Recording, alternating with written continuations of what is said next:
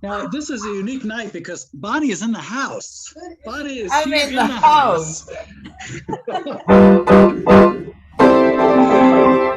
We're very excited to have her in the house. And so, and usually that's not the case. We usually have people remote, but it's a new age, and hopefully this COVID thing will be behind us shortly. So Bonnie's right next to the next room, and we couldn't figure out a way to put us both on the front of the same microphone. So I'm still here as if I'm remote, but this is going to work fine. I think we're going to love it tonight. I met Bonnie, I don't know, maybe about, what do you mean, 2013 maybe? I'm trying to remember when we met, but it was back in BACA, this Boston Amateur Cabaret Association. And she is just an amazing performer. By the way, we might even be able to twist her arm and get her to do a little cabaret tonight too, because she sings the American Songbook, and she is amazing.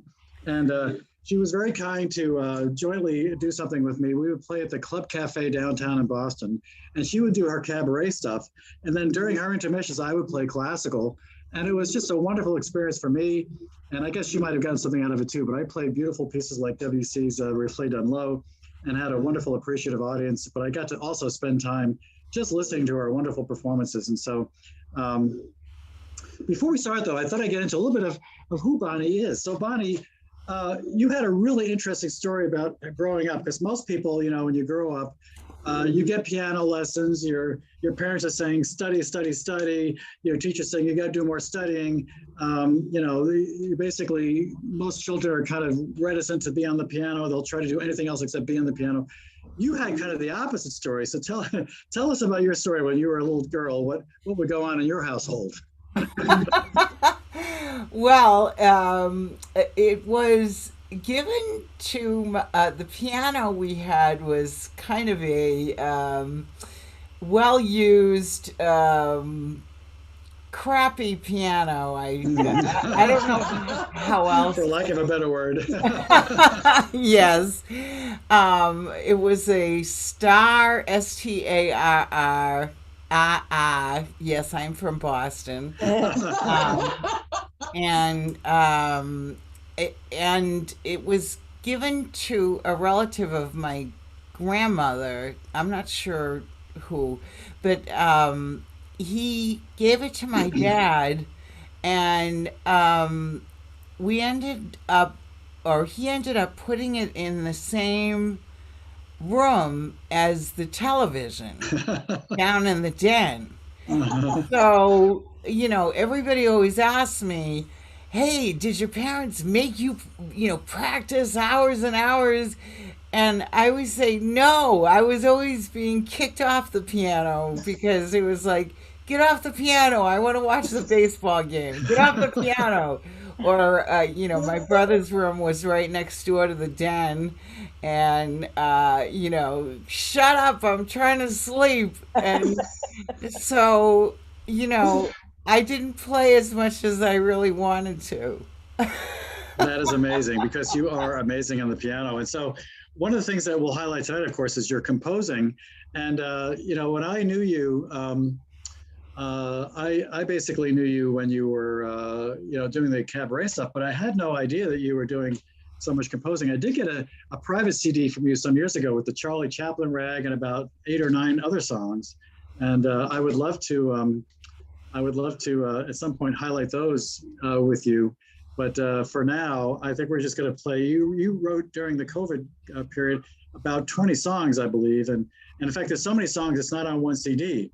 So one of the things I want to show people is, let me just do this for a minute. I want to share the screen and just show a few things so people can get familiar with the Bonnie with the Bonnie website. So a couple of things you should know. Let me share this now.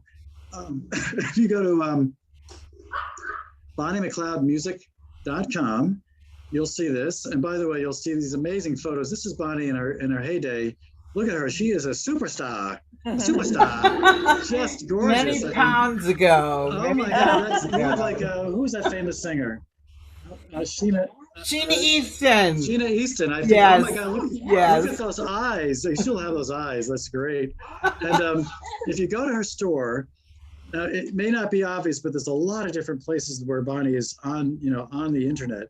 thanks to Zane, by the way, who's also on tonight. Thank you, Zane. Dane Kuchera, my Yeah. savior. He is And but amazing. this is what I want you to know. This is where you should buy the CD. Now you have to go right on where it says buy CD. But when you go there, you will get to something I never heard of before, kunaki.com. And if you buy her CD here, you'll get the physical CD. And this is the way she makes the most money. I'd like to see artists make money. And if you're just listening to Spotify or you're listening for free on YouTube, that's great too, but that doesn't make Bonnie any money. So she deserves to get money. So I encourage you all to go out I like at money, the end of money, the money, show, go money. out and do this. And then, by the way, um, you could also go to Amazon and just download the MP3s for about $10 or whatever. But it's definitely, this music is wonderful. So we're going to go through some of it tonight. Um, Bonnie, I know that you have about 4 pieces you'd like to play, uh, pretty much in their entirety. And then I'm going to probably play little snippets of other pieces and ask you to comment on them. Or, there's backstories on a lot of this stuff. Yeah, But well, tell me how you play a lot of the American songbook. You were obviously classically trained. I've heard you play classical music too. How do you go about coming up with a song? And maybe, I mean, this first song, Utopia, is a wonderful, uplifting song that I think is just like the way the world should be, I guess. But how did you come up with the idea, and how did you come up with the melody, or how do you think about these things? I'd love to hear a little more about that from you. well, it's I I think of a lot of pieces, believe it or not, in between the time that I am dreaming and when I wake. You know that time when Mhm. you're sort of half sleeping and half awake? That is a very creative time, I understand. Yes. Yes, and I'll think like a melody will come to me. And it might only be a few notes, and then I will just think of a whole piece. Hmm. Um, and I don't know, it's just magical. I credit not to get all Catholic on you, but I credit the Holy Spirit with, inspiring me. And, you know, uh, and then other times, I will hear a cluster of notes in a classical piece, say I'm, on listening to the radio, and I may hear a cluster of notes, um, like a chord structure, and I may want to pick that chord apart in my ears, and um, I don't know. The melody just sort of develops. I mean, Yeah. I think of it melody wise. I don't think of it, as oh well, I'm going to take this A7 flat nine chord and develop it into this D major minor seven. I don't think mathematically at all. Yeah. It's more like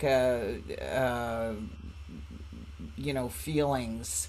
And also, um, another way is the way I place my hands on the keys. Sometimes I will just take my hands and hit the keys, And it like, works. and Yeah. yeah, and just wherever the hands land on the keys, I'll say, okay, I'm gonna make a song out of that. I love that. Now, so do you often do the melody first and then find the chords that fit under it? Is it a pretty natural process for you, or Sometimes sometimes? I find the chords and then I'll put a melody to it. Yeah. It Interesting. depends. Interesting. Okay. Yeah, Well, yeah. let's hear some of Utopia, or play all of Utopia then. Let's hear Utopia. Is there a story Okay. behind the that particular piece that you'd like to share with us? Just just kind of the culmination of the happiness of life, and um, you know, the just happiness. Sure. You know. Excellent. Yeah. So here tis. Here's happiness. Here's to happiness.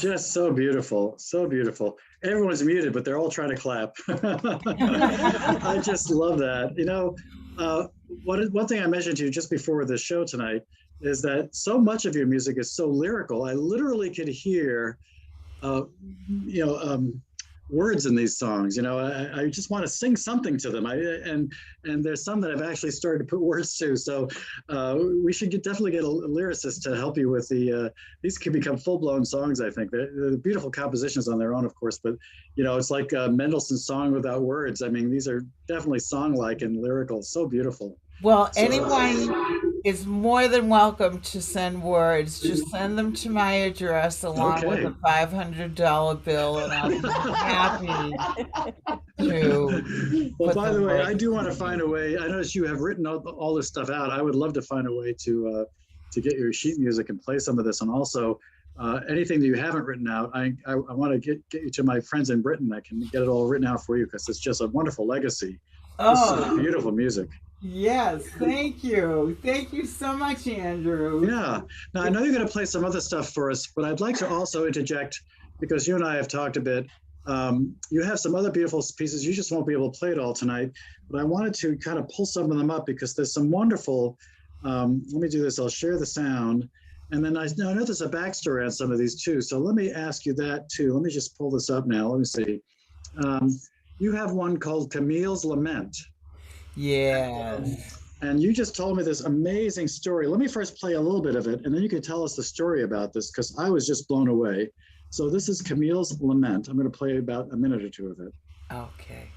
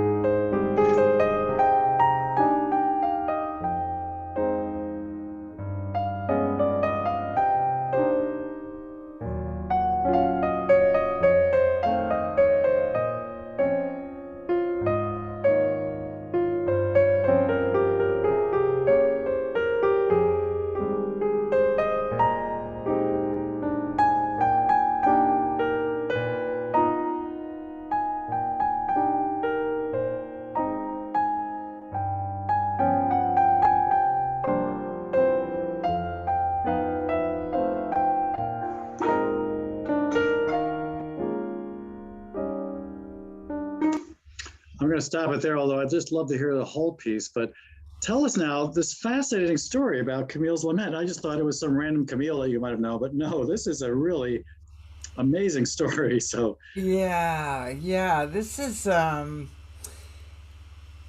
really is. This is about Camille Claudel, who was a protege of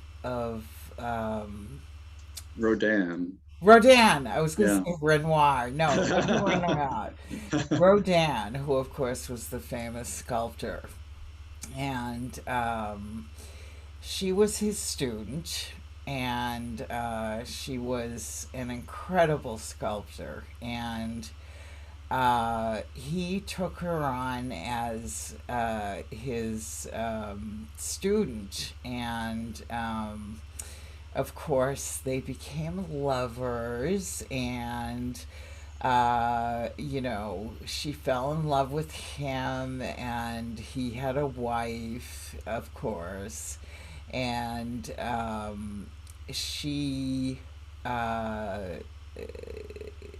wanted him to leave his wife, and of course he didn't. And but what he was doing was he was passing off her sculptures as his, Mm.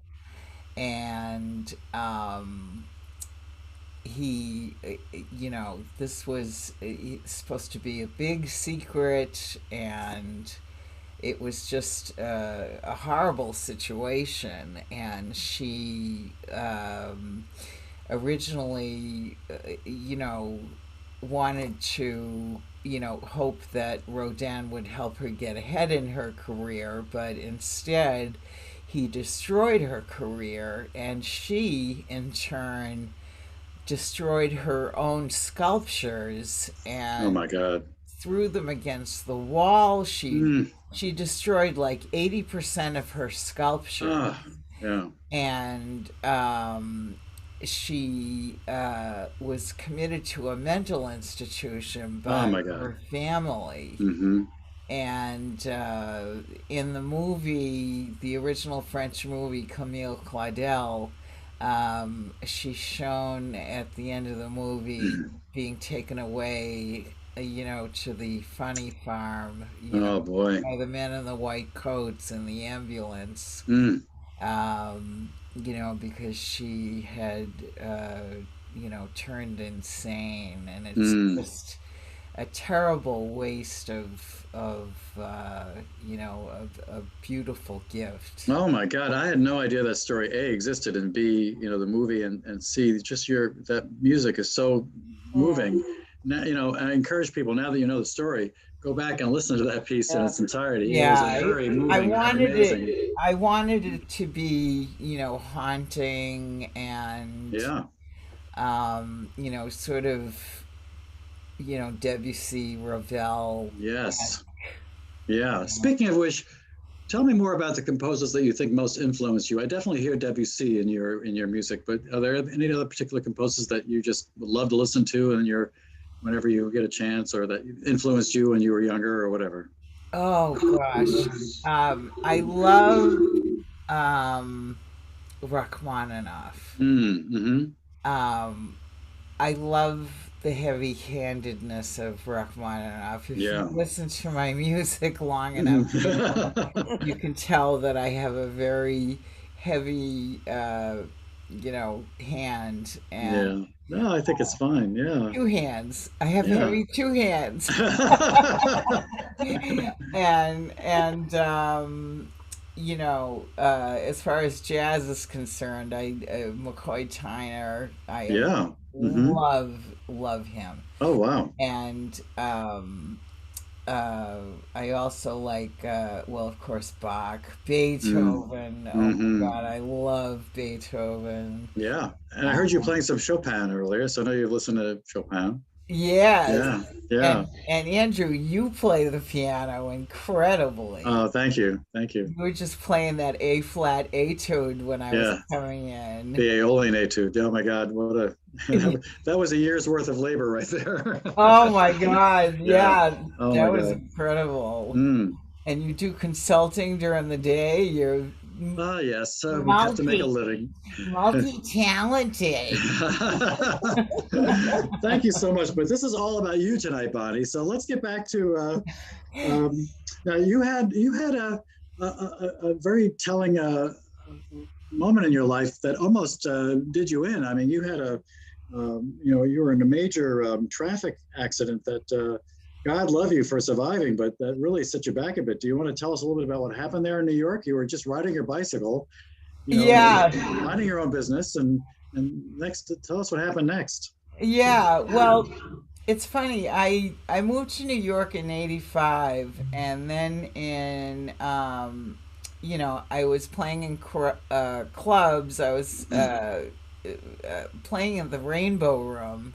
Mm. And I had done cruise ships, and I had traveled to, Sweden and played there, and played in Europe, Italy, and Greece, and all that. And I got to the point then in 2000 where I wanted to start recording my compositions then. Mm. Wow. Um, and one day I was riding my bike because I was a bike enthusiast. Mm. I had a Trek bicycle. I had like a top of the line bicycle. Wow. I was also much thinner. Where Um, we all are then. yes, yes. And I'd weave in and out of traffic all the time. And I was on the West Side Highway, and they were doing construction on the West Side Highway, and I failed to see that there was a second lane of downtown traffic. So, Mm. boom, I crossed, and a car T-boned me, and I flew off the bike, and my head hit the windshield, and I Oh my God. fell on the pavement. I broke my leg, Mm. and I hurt my back, and blah blah blah blah. So Well, by the way, the blah blah blah, you broke some vertebrae in your neck too, right? You had some yes, serious concussion. Oh my God. Yeah. yeah, I had a concussion, and Mm. I had to have surgery on my neck, and Oh, jeez. so that set me back a bit. And my sister You think? convinced me.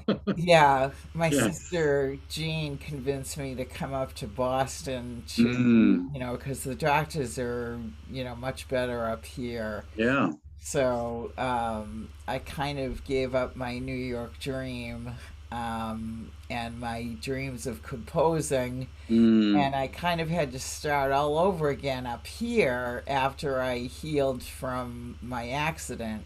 Yeah. Um, so that's how I got involved in the cabaret scene up here. Mm-hmm. And so 20 years later, here I am again, and I I'm ready to present my compositions again. I So, am so glad that you healed and you're back in the running, as they say. So it's so yes, good to have you here.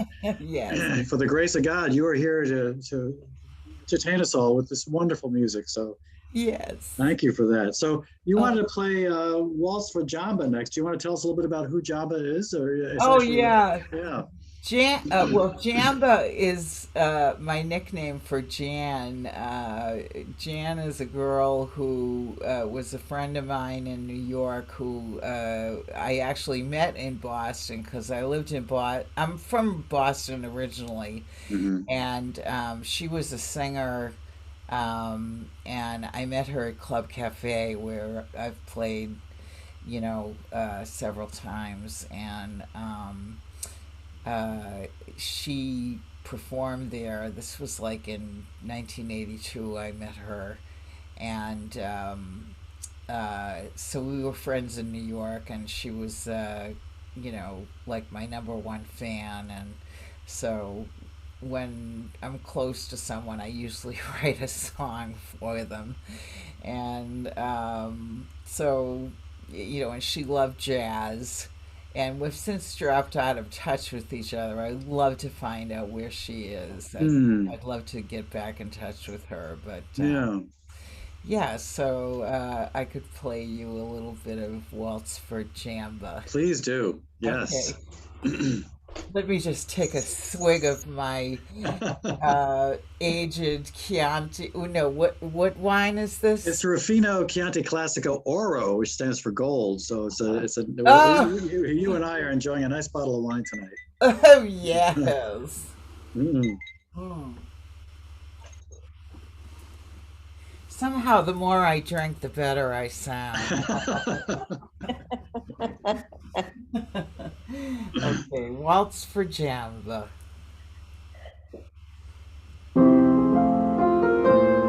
Oh, let me try that again. Okay.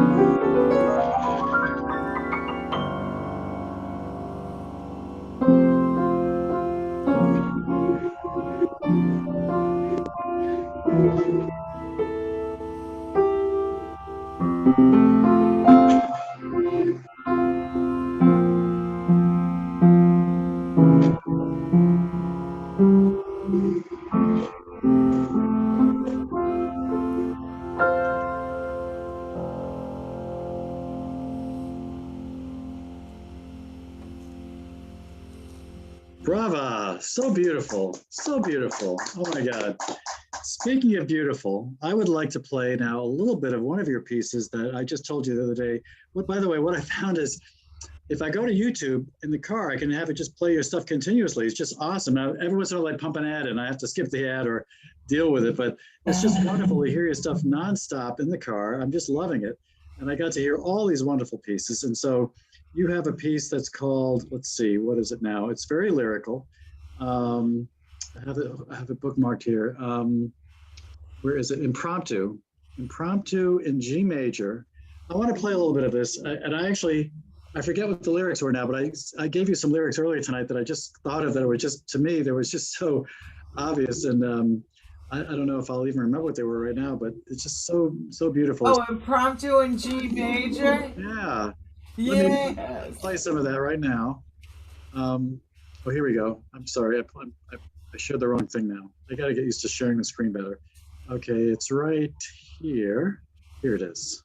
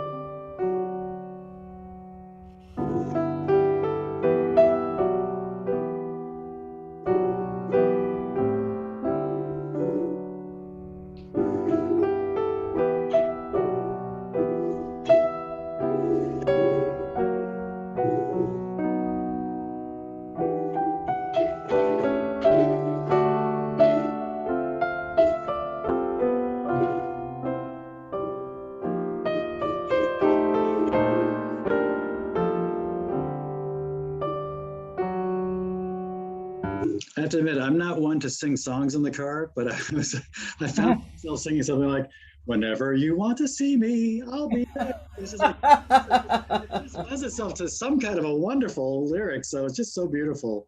Oh, I Um, have such a hangnail. well, as you know, was a famous story about what was it? Paul McCartney when he designed the music for Yesterday. He had no lyrics at first, so he was just saying scrambled eggs, Scram- scrambled eggs, scrambled eggs.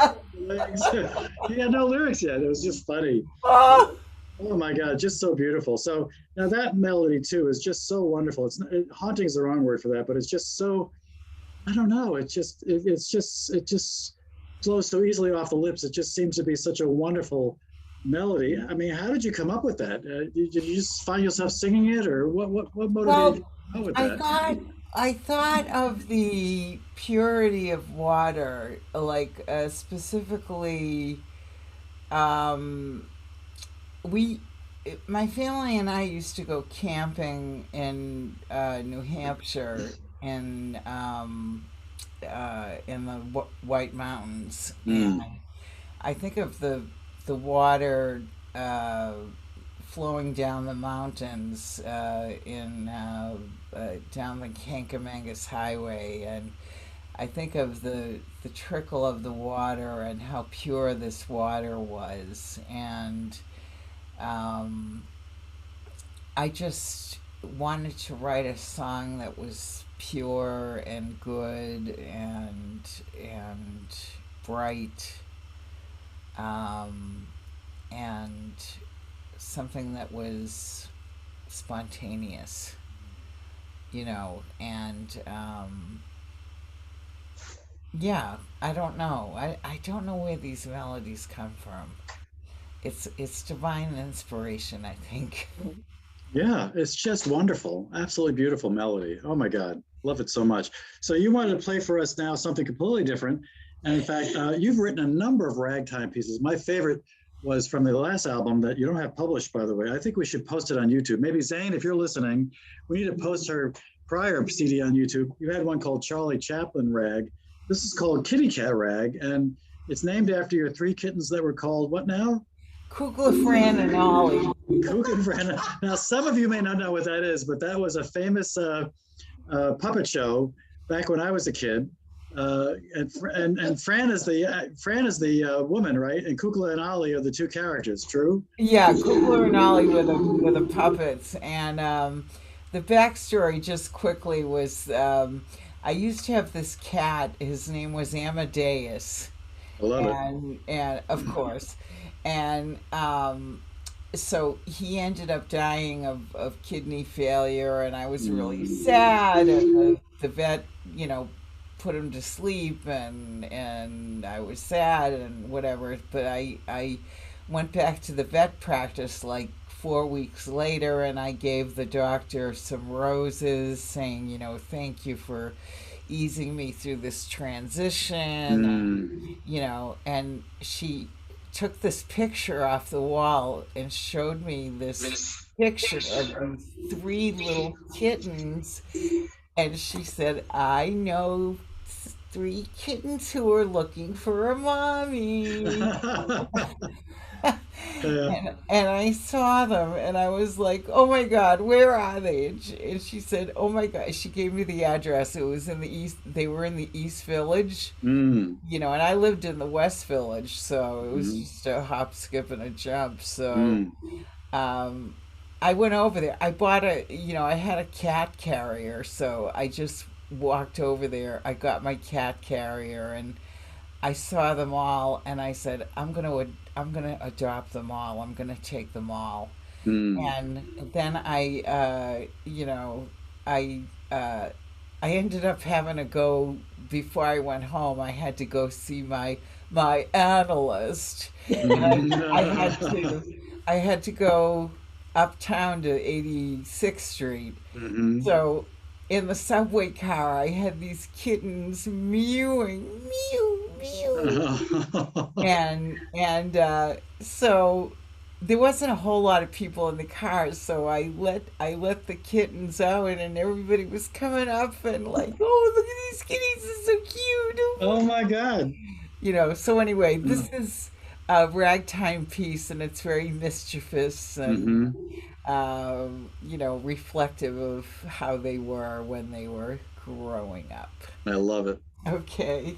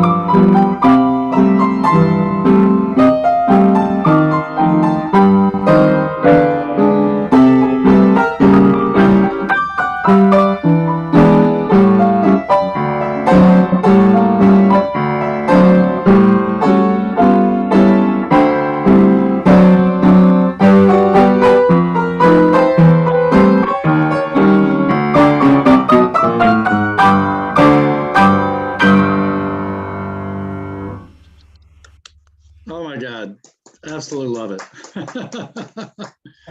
So, there's so many elements of wonderfulness in that. I mean, obviously, from all your years of playing American Songbook, you just know instinctively, I think, how to develop a song. You've got about three different parts going on there, lots of wonderful transition, a beautiful ending, and it all seems to flow so naturally under your hand. And notice your stride, your left stride is just so automatic. It's just, enviable to see how comfortable you are on the piano. So, absolutely love that. And how, when you went about designing it, did you actually in your mind say, okay, this is the B section, this is the C section, or did it just kind of come together for you? How did that all work out? Yeah, I mean, I figured I wanted to put certain sections in there and um different moods. I imagine the kittens, getting into the cereal box and knocking the cereal box over, and me leaving the coffee cup on on the edge of the table, and Mm-hmm. then inching the coffee cup off, and then it's smashing to the floor, and then looking and saying, "Oh, did I do that?" And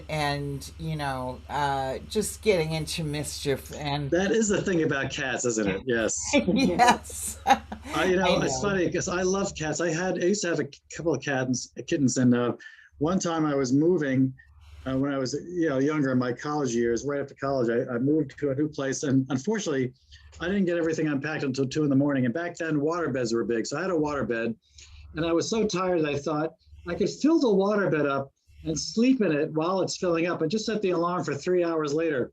So I must have slept through the alarm because I suddenly woke up and it was flooded, of course. But meanwhile, the cats just watched me the whole time. They didn't bark or say, wake up, wake up. In fact, what they did was they thought it was very funny to dig their claws into the into the water bed and have little fountains of water coming out all over the place. They just had a big kick out of that. That is just the difference between a cat. A dog would have, barked and said, wake up, there's something wrong. But no, the cats just stood there. When I woke up, finally looked at me like, you are such an idiot. Just, that's it. I still kept them anyway because I love them so much. But anyway, I'd love to play something for you that you composed for me, for us now. It was just such a beautiful thing. And I'd love to talk to you a little bit about the names of your pieces. So this one is called November Sky. And what I Yeah. love about it is, it actually evokes, for me, November sky is kind of a sad or pensive sky. It's the beginning of the winter. All the fun has kind of left us for a while. And but I don't know, that's what it meant for me. But what did it mean for you? How did you come up with the title? And how did you come up with this composition? Well, it's funny. I write a lot of poetry, and it's kind of a standing joke in my family that when we want to talk about something depressing, we sort of preface it with, you know, uh, we start making fun of ourselves, and we start saying, "Dark trees, gray skies, horror, terror, horribleness." But I really thought of, you know, how beautiful the fall is, and, the leaves, the rustle of the leaves on the Mm. trees, and the rustle of the leaves on the ground, and how, the leaves are going to sleep, and winter is coming, and I wanted to, celebrate the summer going to sleep, Mhm. and the beginning of a long winter. But it's a time for peace, and it's a time for to get closer to your loved ones. Mm. It's a time for harvest, and and it is kind of a sad time. Mm. um, and the trees do get bare, and it does affect me. Yeah. Like Yeah. I love walking on a fall night. Fall is my favorite time of the year, and Really? That's interesting. I Yeah. I love. I have a memory of walking in Boston on the brick streets of Back Bay, and smelling um, the smell of like burnt fire and the Mm. firewood in the Fireplace. Yeah. fireplace, Sure. and like burgundy wine, Oh, and I just I love that. I love that so much, that's wonderful. Okay, so let's hear a little bit of November Sky. I may jump into a head a little bit because there's a wonderful uh, okay. thing you do in the middle of it, but let's play the beginning here. Okay.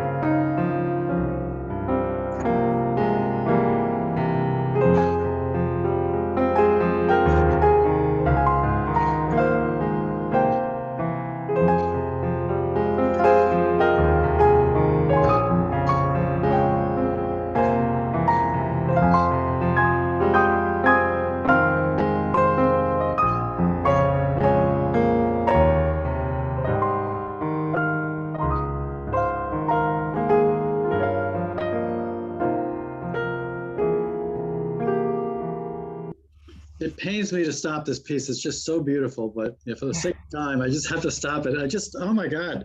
I mean, I'm sure Debussy would just love to hear this piece. It's just so beautiful.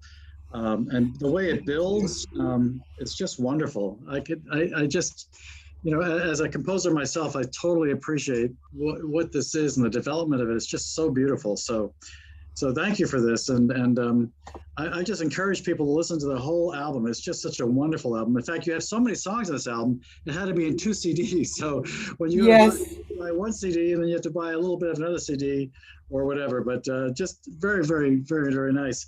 I know we're running out of time, but I hope you will play for us while I sing the sun to sleep because it's just such a beautiful piece. Talk about Debussy like and whatever. What's the backstory on this song, While I Sing the Sun to Sleep?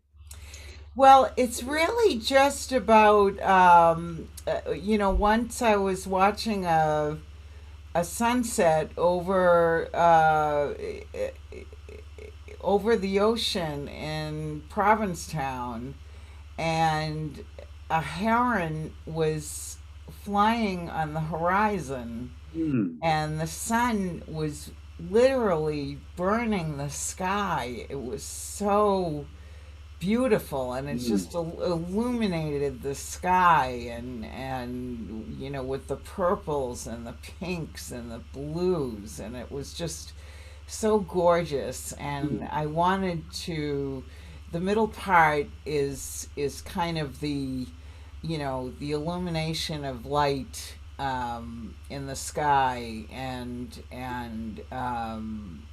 I uh, I imagined the the loon singing, as the sun slowly started to set. Mm. And so I thought I would write a song about it. I love it. Okay. So here it is. Do we have a little past eight? Can we go a little Yeah, past eight? Is sure. Oh, that yeah. okay? Yep. Okay. All right.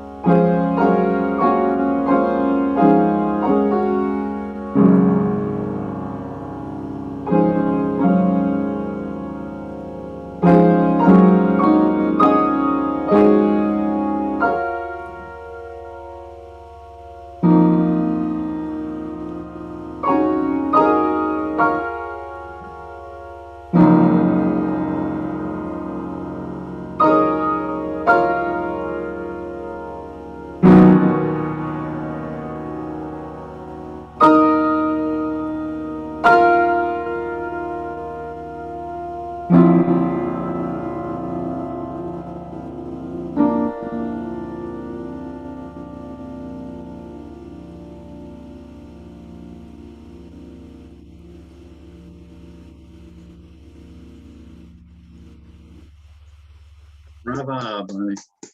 A lot of people think bravos think, but for a woman, it's brava. I learned some Italian. That's all I know. Brava. And if it's multiple people, it's bravi for everybody. So brava, just wonderful. Oh, Bonnie, I got to tell you, this has been a very pleasurable hour for me.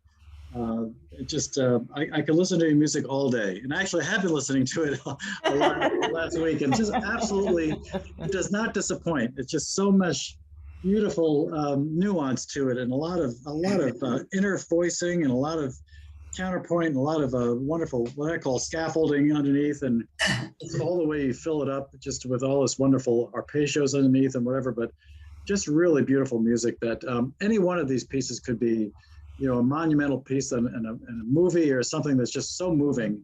Oh, I'm thank so moved you, by this. Andrew. And I hope that people listening tonight spread the word.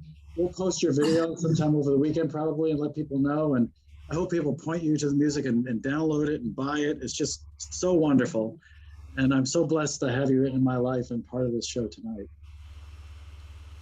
Thank you, Andrew. It was a pleasure. And Oh thank my you God. so much for having me on the show.